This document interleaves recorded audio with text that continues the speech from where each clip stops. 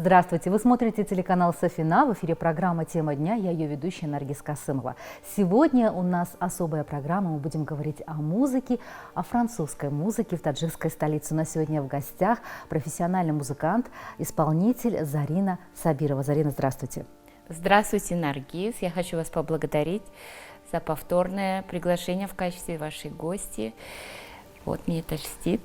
Зарина, я напомню нашим телезрителям, мы с вами записывали программу 5 лет назад. Тогда вы также приезжали в Душанбе со своими музыкальными номерами, выступлениями, да? И это был рассказ или история о том, как простая таджикская девушка попала в Париж, как она воплотила свою мечту и стала заниматься профессиональной музыкой. Давайте нашим зрителям как-то напомним, да, как это произошло. Вы уроженка Таджикистана, вы здесь родились, выросли. Профессиональное музыкальное образование получили где? Я закончила институт Санат города Душанбе. Далее я поступила в высшую школу музыки в Париже, поехала туда на учебу, продолжать учебу. Закончила, получила диплом преподавателя фортепиано. Самое интересное, что в этот раз в Душанбе, да, спустя 5 лет, да, вы приезжаете не просто так, а по приглашению президента страны, уважаемого Эмомали Рахмона. Расскажите, как это было? Я так понимаю, забегая вперед, что это была та самая встреча осенью, когда президент Таджикистана с официальным визитом был во Франции, и вы выступали на специальном таком творческом вечере. Что было? Как это получилось? Действительно, в связи с визитом лидера нации, уважаемому Эмомали Рахмону, мы всегда организуем какую-то музыкальную для него встречу. Я встречала его, можно сказать, немножечко индивидуально, именно по его прибытию. Это был номер, песня «Ватанимо», встреча эксклюзивная. Мы для него специально подготовили музыкальный номер, и все, чтобы поприветствовать его, чтобы сказать, что мы, таджики Франции, говорим ему «Хош мадет», что мы очень счастливы видеть его здесь. Вот это, в этом плане мы всегда организовывали музыкальные какие-то вот номера.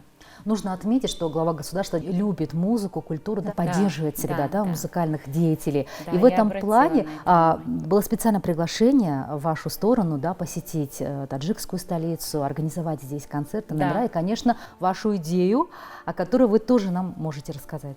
Да, это очень оказалось кстати, потому что у меня был свой собственный проект, своя идея творческая, которую я практически 4 года вынашиваю и никак не могу реализовать. Ну, в связи, конечно, с санитарными ограничениями из-за пандемии и множество других организационных вопросов. И вот как раз благодаря встрече с президентом, за что я безмерно благодарна, за внимание, за признание, за поддержку. Это моя мечта, можно сказать, творческая, вполне возможно в этом году реализуется. Что это за мечта? Как называется этот проект? Да?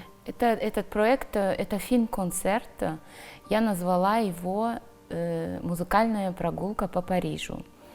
Ну, не секрет, я уже 18 лет живу во Франции. И, конечно, это большой период времени. Эмбрион, который живет во мне, 2 культур. Поэтому мне, когда я во Франции, я хочу ознакомить зрителей с таджикской музыкой. Но когда я в Душанбе, мне хочется ознакомить душанбинцев с современной французской музыкой. И этот проект включает произведение одного из знаменитых современных композиторов Ян Тьерсена. Он в целом пишет музыку для кинофильмов. Очень красивая, лиричная, мелодичная.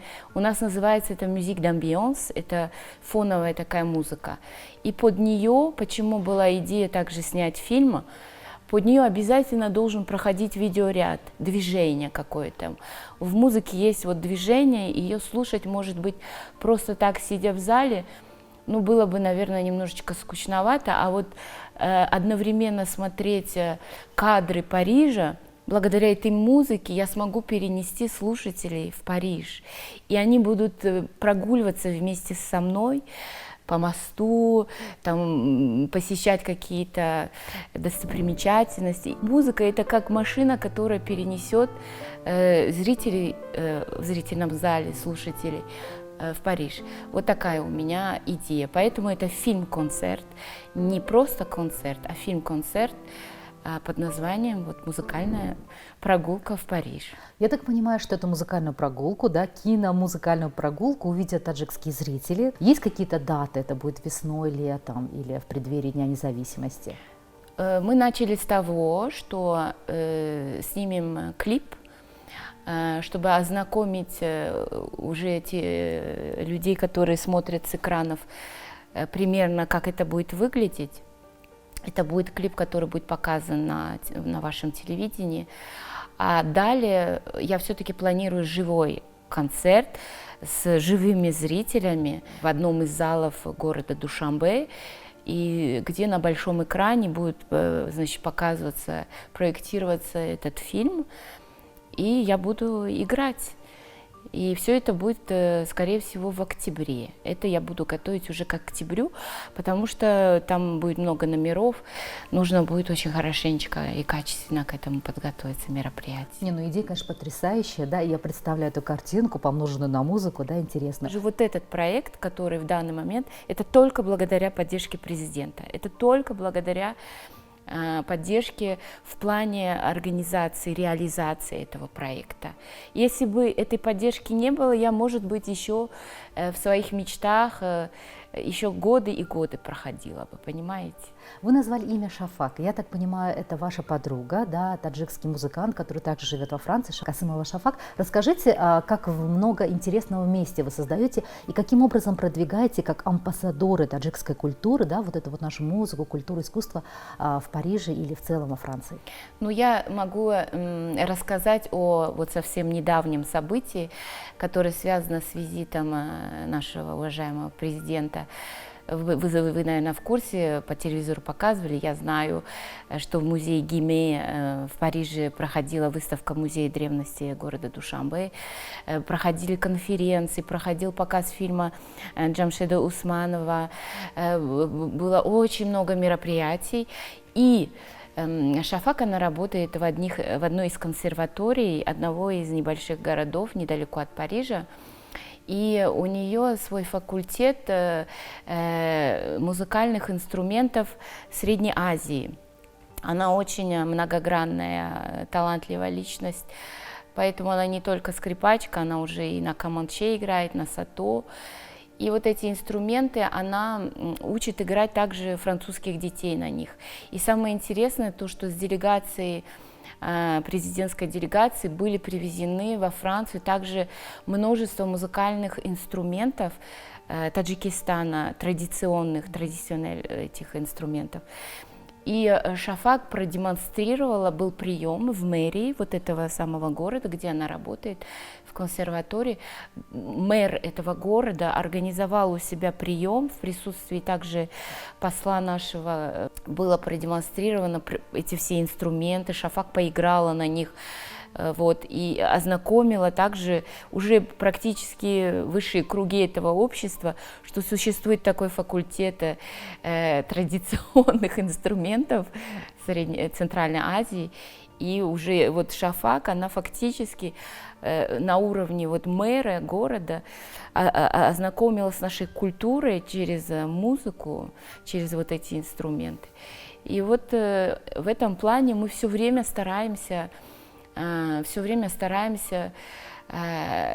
привлекать наших учеников и друзей, и пытаемся рассказать о Таджикистане, как мы, то, что у нас самое лучшее, музыка, там, традиции, природа.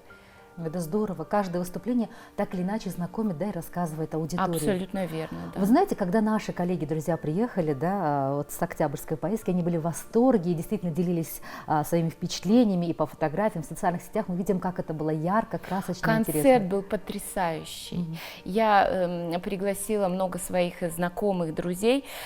У людей просто отпадала челюсть. Вот расскажите, что французы думали, потому что знают наши ребята, я понимаю, а вот что французы думали? Понимаете, перед концертом была предварительная конференция, и Одри Азуле, это председатель ЮНЕСКО, она рассказала всю историю, начиная 5000 лет назад.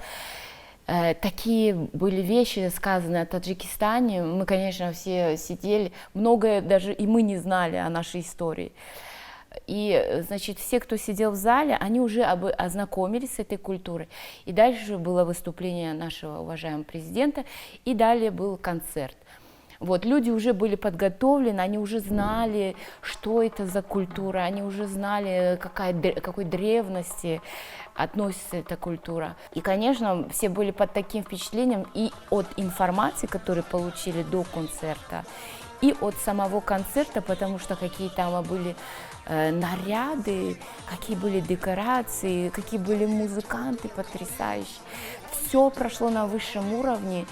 У меня несколько раз выступали слезы на глазах. Но я сама по себе очень эмоциональный человек. Но я видела, какой это масштаб, какое это качество, как это все. И, конечно, французы, они это оценили. Они умеют оценить лучшее, качественное, хорошее. Был полный восторг.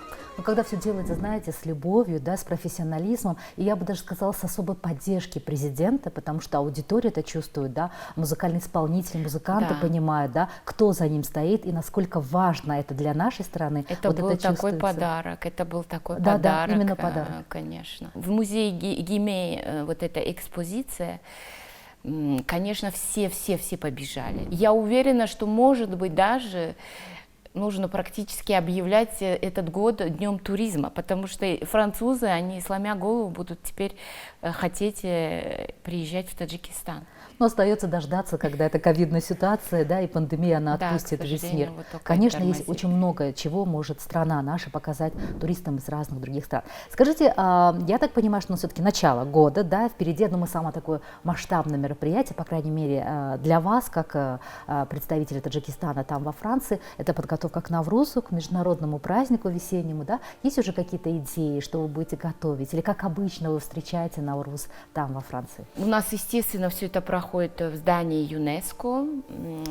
Там и есть конференц-зал, где, естественно, полная гастрономия, блюда подаются национальные нашей страны.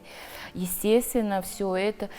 Мы собираемся частно между друзьями, между земляками, одеваемся в наряды.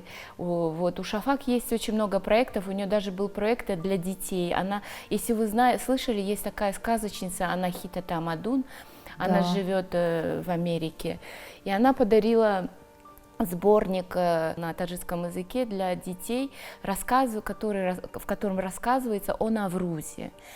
И вот она практически, вот один из Наврузов, Шафак, собрали мы всех наших детей.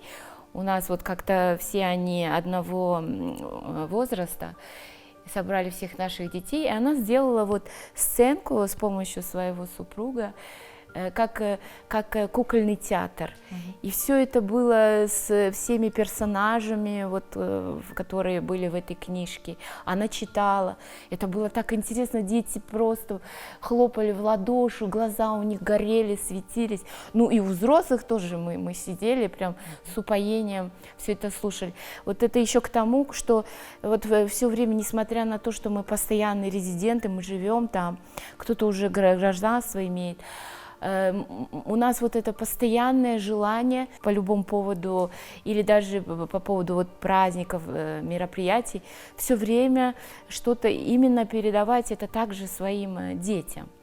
Это потрясающий язык, традицию, культуру поддерживать, чтобы не забывать. Мне мои ученики, они мне всегда говорят, что мы редко видели такого человека, который так глубоко привязан к своим корням, как вы.